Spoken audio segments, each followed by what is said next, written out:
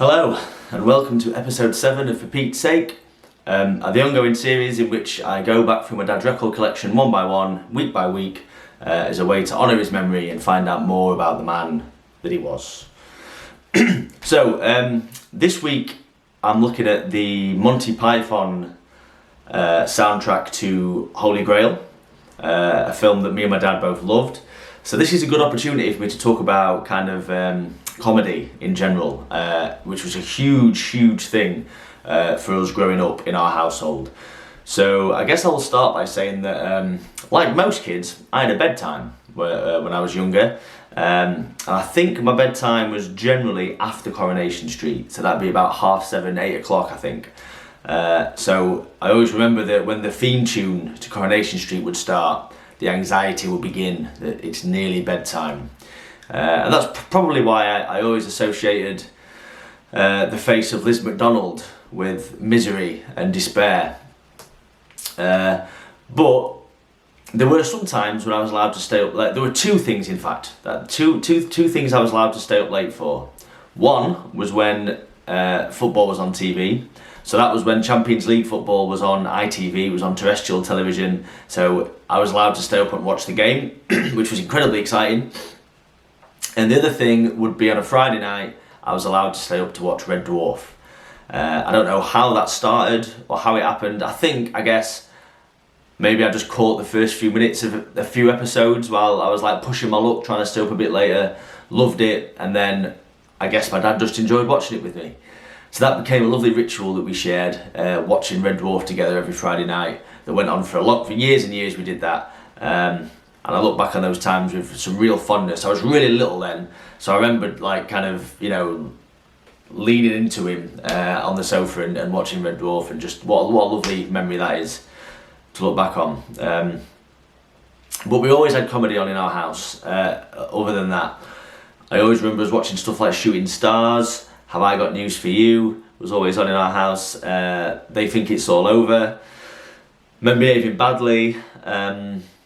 Those were all the things that we would watch on TV. But then we also had video. We had all the young ones on video, and we would watch that all the time on repeat, even though it was way too inappropriate for me at that age with all the bad language and violence and stuff like that. But it had a profound impact on me in terms of like my own sense of humour and the kind of comedy that I liked going forward, like the kind of surrealist stuff which links to Monty Python, which I'll get into later.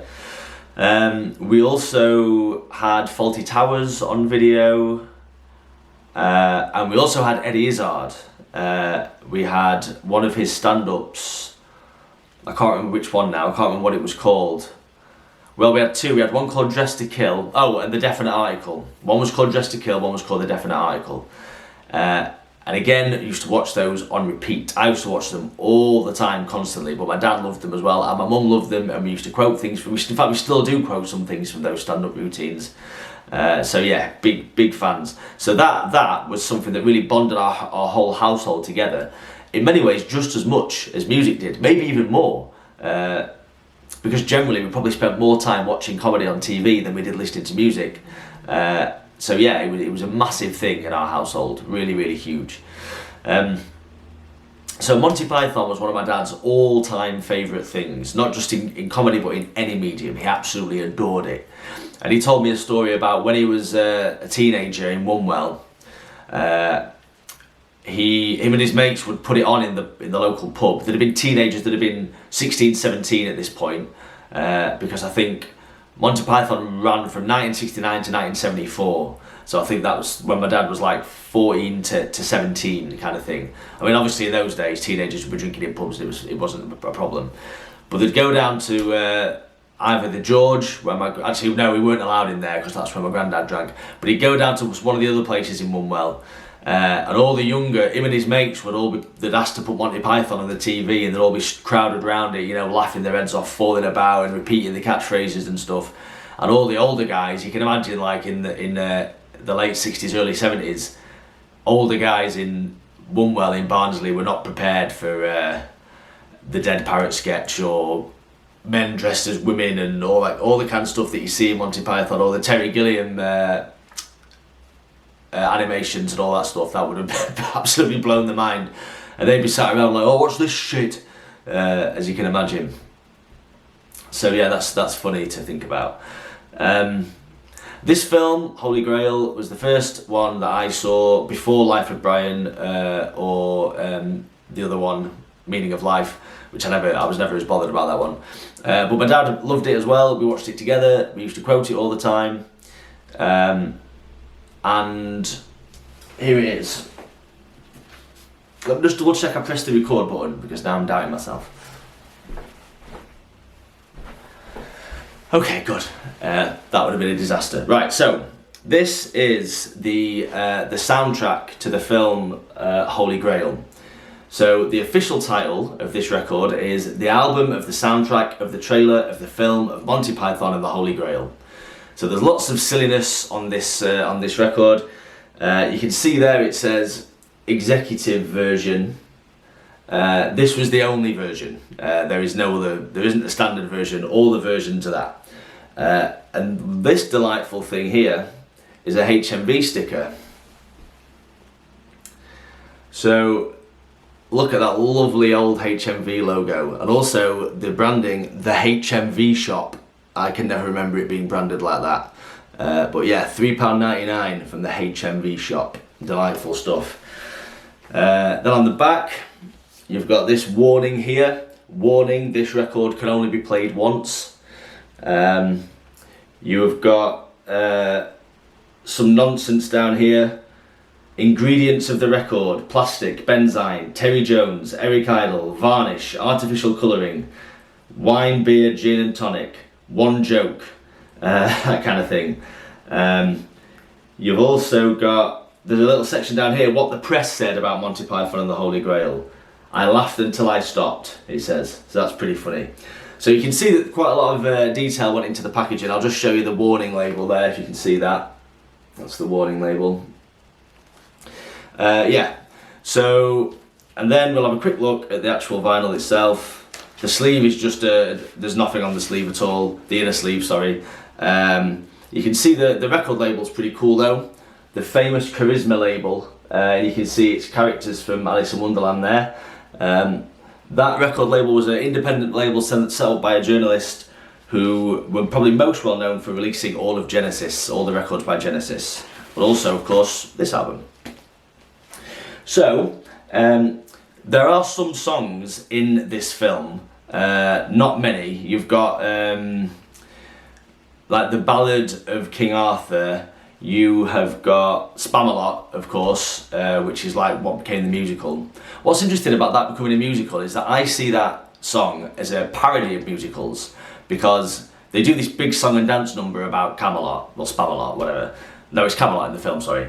Spamalot's a lyric from the song.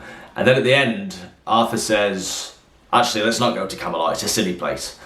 And for me, that was them saying, that was them kind of deriding these kind of big musical numbers, but what do I know?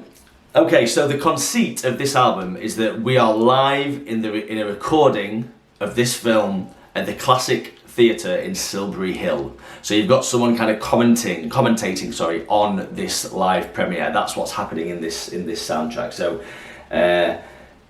it talks about the London premiere that happened previously, where people were watching a film called Bring Me the Head of Don Revie, and it was attended by such dignitaries as Burt Reynolds, who arrives crashing his car into the cinema, and Alf Venables, the ex-father of Terry, as he's described in this. But then it brings it back into the Classic at Silbury Hill, and it's one of the Pythons who's kind of who's talking, but I couldn't figure out which one. But he's saying things like, I'm in row T now, just 3 seats along from the legendary row 12. So it's that kind of humour. It's like, you know, providing a serious commentary on something that's very trivial, like a film being shown in just a provincial theatre somewhere.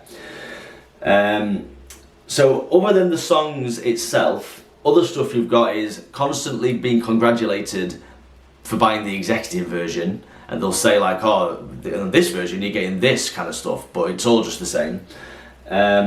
You've got a logician who arrives, someone who deals in logic to ostensibly to explain the plot holes in the film, but it ends up being just a tirade about how stupid his wife is. You've got a 3-minute description of the cinema car park. You have got a number of surrealist and absurdist kind of fake synopses for a different film. Then you've got an interview with a director who has cast Marilyn Monroe in his new film, despite the fact she's been dead for 10 years. And that's really, really funny. It does devolve into some quite nasty homophobia, but it is funny, I'll be honest.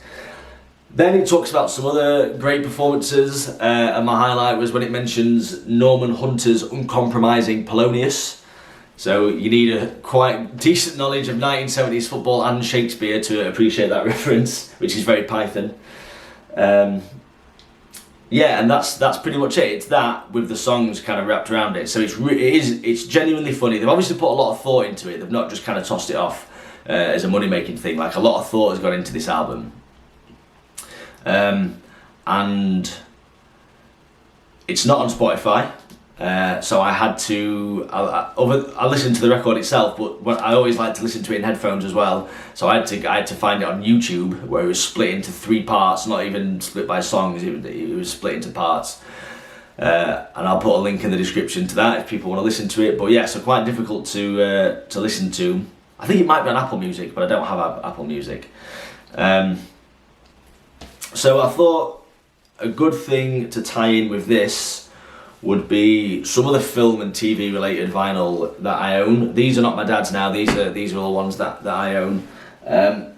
So some of them I'll just kind of go through quickly, some of them I'll pause to reflect on a little bit more. This is a double vinyl of the musical version of War of the Worlds, which features Phil Lynott from Thin Lizzy, Richard Burton, David Essex, Julie Covington. It's really good if you've never heard it. Really, really cool double gatefold there. It's pretty awesome.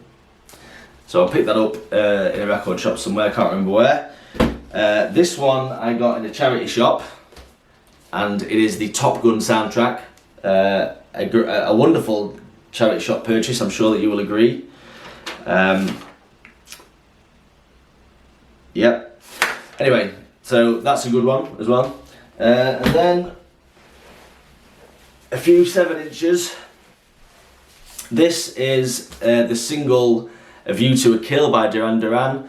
I don't really like the song that much, but I just thought the vinyl itself was really cool. I really like the kind of sleeve and stuff like that. It's pretty awesome. Any James Bond, I'm not really a James Bond fan really, but any James Bond fans out there I'm sure will agree that's pretty cool, that. And then these two I also picked up in charity shops.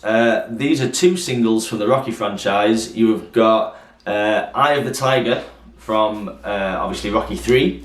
You can see Sly and Mr. T there battling it out.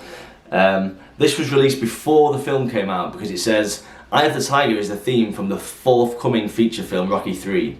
So they obviously didn't know at this point when this was pressed how big a smash hit they had on their hands, so that's interesting. Yeah, it's a beauty, that one. My eyes lit up when I saw these in the 50p bin of a charity shop somewhere in Doncaster. And then the other one is, again, it's another Survivor. Not unsurprisingly, these were found together in the same charity shop. It'd be weird if they weren't. And this is Burning Heart, which is not quite as beloved as Eye of the Tiger, but fans of the Rocky franchise will still love it, I imagine.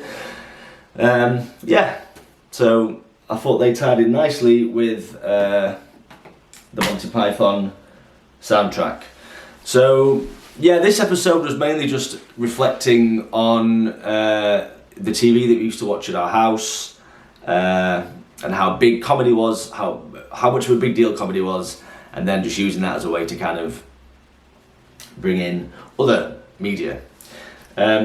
So let's take a look at what will be happening next week in terms of my dad's records.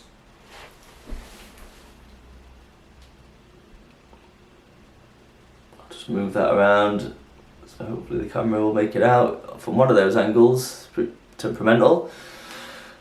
Oh, it's another Bruce Springsteen one, The Boss, Asbury Park. So still not Born to Run, which was his favourite, but this one, we both really love this album, so we can't wait to talk about that one.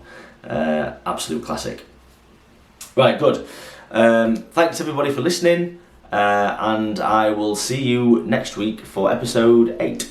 Lovely.